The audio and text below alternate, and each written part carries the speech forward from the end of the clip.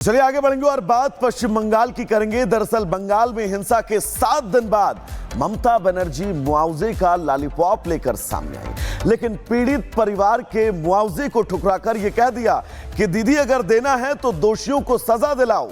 राज्यपाल और महिला आयोग मुर्शिदाबाद जाने का ऐलान कर चुके हैं। टीएमसी सरकार इस पूरे मामले को लेकर बैकफुट पर नजर आ रही है। रिपोर्ट आपको दिखाएंगे।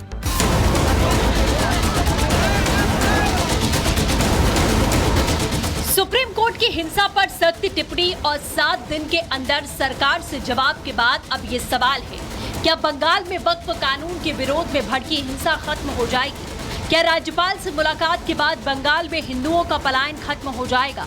और सवाल ये भी, पीड़ितों को मुआवजे का मरहम देकर अब ममता बनर्जी जताना क्या चाहती है? ऐसे ही कई सवाल हैं जो जनता के मन में कौंध रहे हैं, लेकिन इसके जवाब का इंतजार है। वक्फ कानून के विरोध में बंगाल में भड़की हिंसा की आग फिलहाल भले ही शांत नजर आ रही है, लेकिन मुर्शिदाबाद में हिंसा की चपेट में आने वाले परिवारों के मन में वो खौफनाक मंजर अब भी बरकरार है। टीएमसी के शह पर कट्टरपंथियों ने जिन हिंदू परिवारों पर जुल्म उठाए वो खौफजदा हैं। इसकी वानगी उस वक्त भी देखने को मिली जब बीजेपी नेता सुकांता मजूमदार के साथ मुर्शिदाबाद के पीड़ित परिवारों ने बंगाल के राज्यपाल सीवी आनंद बोस से मुलाकात की। Now that the central forces are also there, situation has been brought under control. Now what we should do is to do the mopping up operation and also take further steps to prevent such instances in future. Murshidabad में हिंदुओं पर हमले की तस्वीर पूरे देश ने देखी है। हिंदू परिवारों पर हुए जुल्म और सितम के पुख्ता सबूत हैं। कैसे कट्टरपंथियों ने वक्फ कानून के नाम पर हिंदुओं के घरों में तोड़फोड़ और आगजनी की। 2 हिंदू पिता पुत्र की बेरहमी से हत्या कर मौत के घाट उतार दिया। यही वजह है कि बंगाल की जनता ममता सरकार से नाराज है। हिंसा पीड़ितों को मरहम लगाने के लिए ममता बनर्जी ने जिस मुआवजे का ऐलान किया था उसे लेने से पीड़ित परिवारों ने साफ इनकार कर दिया है। हालांकि ममता सरकार एसआईटी जांच के जरिए दंगा पीड़ितों को न्याय दिलाने की बात कह रही है। विक्टिम्स जिसको घर तोड़ा है, जो भी इसमें शामिल है, मैं इन्वेस्टिगेशन का पहले इसको बारे में कुछ टिप्पणी नहीं करेंगे, लेकिन उसको सबको घर हम बांग्ला का बाड़ी बना देंगे। और जिसको दुकान के कोई शॉप में कोई प्रॉब्लम हुआ तो उसमें भी हम उसको मदद करेंगे। उधर हिंसा के बाद केंद्र सरकार की मंजूरी पर मुर्शिदाबाद में केंद्रीय बलों की तैनाती कर दी गई। बीएसएफ और सीआरपीएफ के जवान हिंसा प्रभावित इलाकों में पेट्रोलिंग कर हालात पर नजर बनाए हुए हैं, लेकिन ये शांति सूबे की मुखिया ममता बनर्जी को रास नहीं आ रही है। उन्हें इस बात का डर सता रहा है कि जिन कट्टरपंथियों के सहारे वो सालों से वोट बैंक की फसल काटती रही, कहीं वो उनसे नाराज न हो जाएं। लेकिन कलकत्ता हाईकोर्ट ने लंबी सुनवाई के बाद ये साफ कर दिया कि जब तक माहौल शांत नहीं होता मुर्शिदाबाद में सेंट्रल फोर्स की तैनाती बरकरार रहेगी।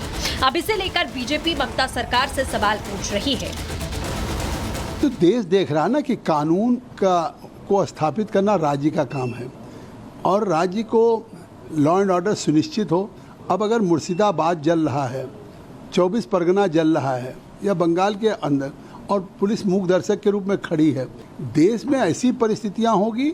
ये 1947 में था कि पाकिस्तान से हिंदू पलायन कर रहा था। आज अपने ही देश में बंगाल में पलायन कर रहा है, और तो ये तो सरकार अटर्ड फेलियर हो चुकी। बंगाल जल रहा है। ममता बनर्जी और मुस्लिम लीग, एआईएम, ये सभी जिहादी तत्व देश को दहकते शोलों पर फेंक रहे हैं। ममता जी को एआईएम और मुस्लिम लीग की तो चिंता है, लेकिन मुर्शिदाबाद से अपनी जान बचाकर पलायन कर रहे हिंदुओं की चिंता नहीं। उधर वक्फ कानून के खिलाफ भड़की हिंसा के बाद बंगाल में हिंदुओं का पलायन जारी है। हिंदू अपने घरों को छोड़ पड़ोसी राज्यों में जाकर शरण ले रहे हैं। इसे लेकर राष्ट्रीय महिला आयोग ने जो दावा किया उसे भी जान लीजिए। 800 हिंदुओं के घरों में ताले लगा दिए गए हैं। महिलाओं में डर का माहौल है। हिंदुओं के पलायन की जांच की जा रही है। महिलाओं को न्याय दिलाने की कोशिश है। लगभग वहाँ पे 800 घरों पे अभी ताले लग गए हैं और महिलाएं बहुत डर गई है और उसी के साथ साथ हम ये भी कह रहे हैं कि असुरक्षा की भावना उनके मन में बहुत ज़्यादा है। तो इन सभी घटनाओं का हमने संज्ञान लिया है और राष्ट्रीय महिला आयोग ने एक जांच कमेटी का एक गठन किया है। बंगाल में हिंदुओं और महिलाओं पर अत्याचार के खिलाफ देश भर में आक्रोश है। केंद्रीय जांच एजेंसियां पीड़ितों को न्याय दिलाने के लिए काम कर रही हैं। उधर दिल्ली से लेकर पश्चिम बंगाल तक हिंदू संगठन ममता बनर्जी और उनकी पार्टी टीएमसी के खिलाफ मोर्चा खोल चुके हैं। ममता जी से पूछा है कि पिछले एक सप्ताह से बंगाल जल रहा है और बांग्लादेश से सटा हुआ मुर्शिदाबाद तो जैसे मुर्दाघर बनता जा रहा है, हिंदुओं का मुर्दाघर। और जिस तरह से 500 से अधिक परिवार वहाँ से पलायन को मजबूर हुए, शरणार्थी शिविरों में जी रहे हैं, वहाँ की चिंता नहीं है ममता जी को। ममता की ममता जागती है सिर्फ जिहादियों के लिए। करीबन हजारों हिंदुओं ने वहाँ से पलायन किया हुआ है।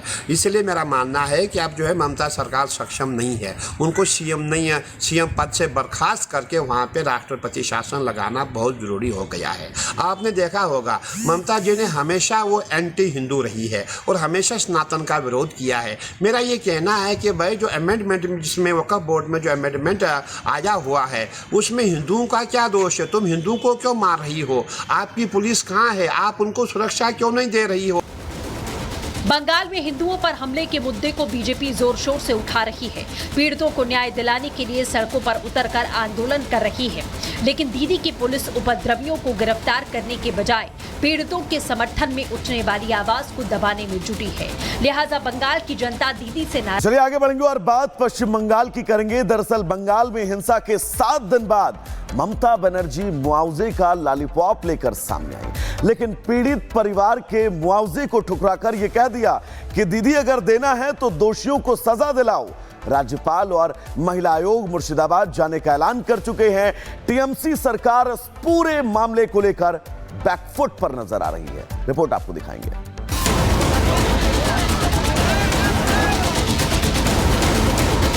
सुप्रीम कोर्ट की हिंसा पर सख्त टिप्पणी और 7 दिन के अंदर सरकार से जवाब के बाद अब ये सवाल है, क्या बंगाल में वक्फ कानून के विरोध में भड़की हिंसा खत्म हो जाएगी?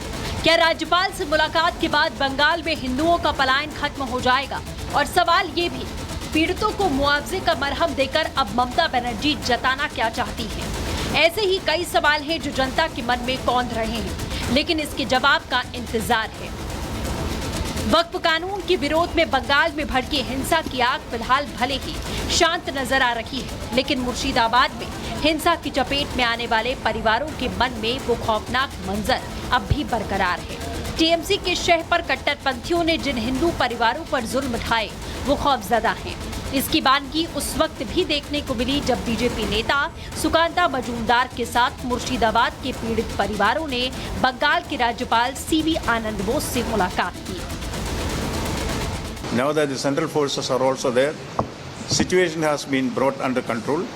Now what we should do is to do the mopping up operation and also take further steps to prevent such instances in future. Murshidabad में हिंदुओं पर हमले की तस्वीर पूरे देश ने देखी है। हिंदू परिवारों पर हुए जुल्म और सितम के पुख्ता सबूत हैं। कैसे कट्टरपंथियों ने वक्फ कानून के नाम पर हिंदुओं के घरों में तोड़फोड़ और आगजनी की। 2 हिंदू पिता पुत्र की बेरहमी से हत्या कर मौत के घाट उतार दिया। यही वजह है कि बंगाल